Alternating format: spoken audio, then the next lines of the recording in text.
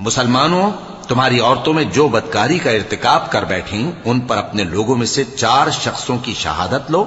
اگر وہ ان کی بدکاری کی گواہی دیں تو ان عورتوں کو گھروں میں بند رکھو یہاں تک کہ موت ان کا کام تمام کر دے، یا اللہ ان کے لیے کوئی اور سبیل پیدا کرے. اور جو 2 مرد تم میں سے بدکاری کریں تو ان کو ایذا دو، پھر اگر وہ توبہ کر لیں اور نیکوکار ہو جائیں تو ان کا پیچھا چھوڑ دو. بے شک اللہ توبہ قبول کرنے والا ہے، مہربان ہے. اللہ انہی لوگوں کی توبہ قبول فرماتا ہے جو نادانی سے بری حرکت کر بیٹھتے ہیں پھر جلد توبہ کر لیتی ہیں. بس ایسے لوگوں پر اللہ توجہ کرتا ہے اور وہ سب کچھ جاننے والا ہے، حکمت والا ہے.